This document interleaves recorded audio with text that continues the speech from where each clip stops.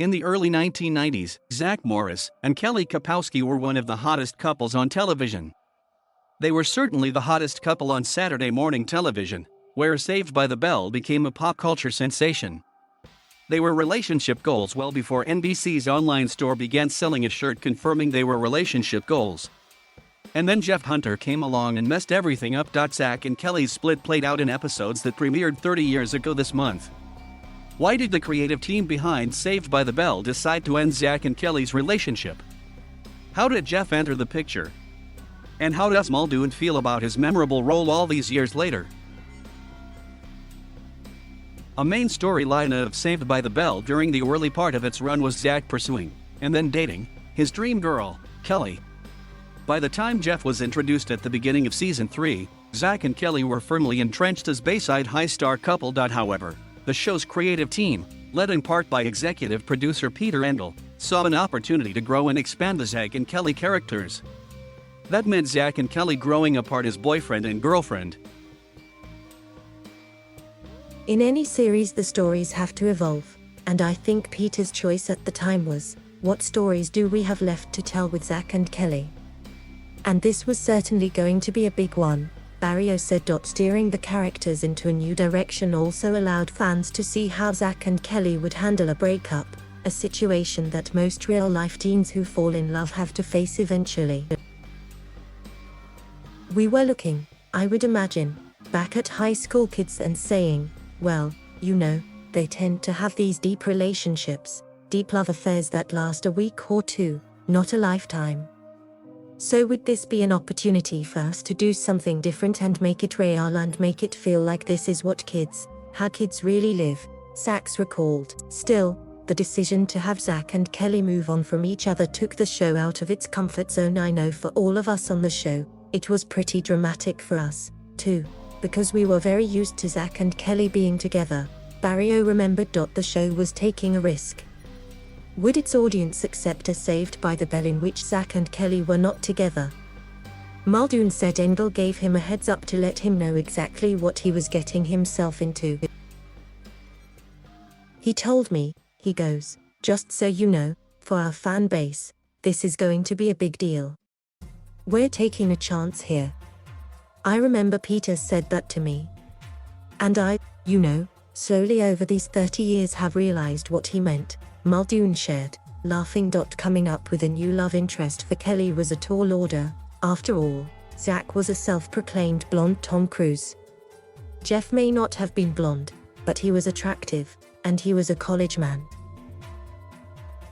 That was also a casting decision, that we wanted somebody who was young but still strong-looking and a little bit older because that's always, or what we perceived at that time, that would have been interesting to a high school girl, and that also might be a little bit more of a challenge to a high school guy who happens to be the most liked high school prankster, for example, in the school and very good-looking in his own right, Sachs said. Well, here is some competition that he can't quite get past because this is a UCLA student and he's tall, handsome and all that kind of stuff. Somebody that posed a very interesting threat to Mark Paul's character of Zack. While Jeff may have been an interesting threat to Zack, he was a safe love interest for Kelly, thanks to Muldoon's performance, according to Barrio.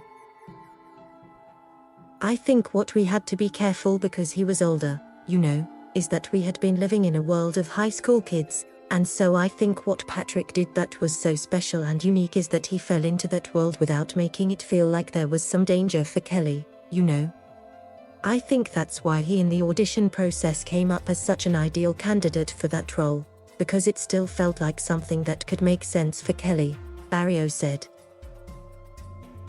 Muldoon described the dynamic between Jeff and Kelly in more blunt terms. It never crossed my mind, Jeff is some high school predator. That never crossed my mind. And I'm sure it never crossed the writers' minds. At the time he landed the role of Jeff, Muldoon was a newcomer to scripted TV. Saved by the Bell was one of his first acting jobs.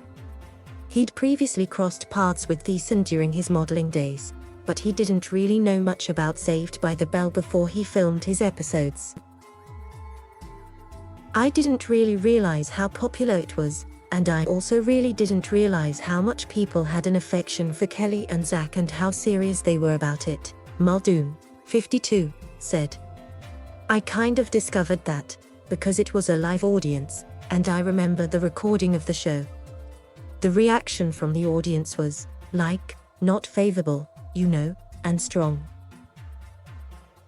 Muldoon made his first Saved by the Bell appearance in the episode The Last Dance.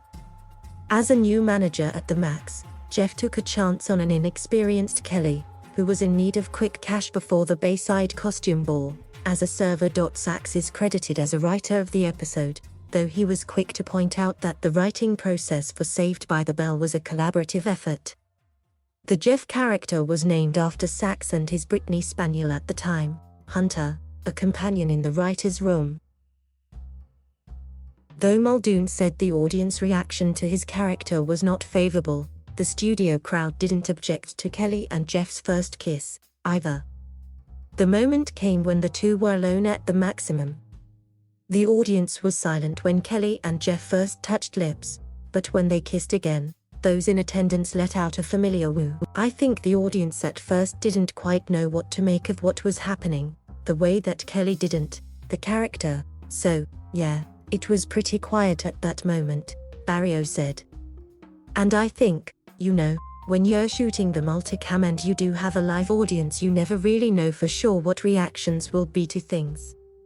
And I think in a way, hearing the silence in that moment, you know, let us understand that, like, you know, this audience was there was some trepidation in what was going on there. And maybe the second kiss became the moment where they are like, all right, well, maybe this will be good for Kelly.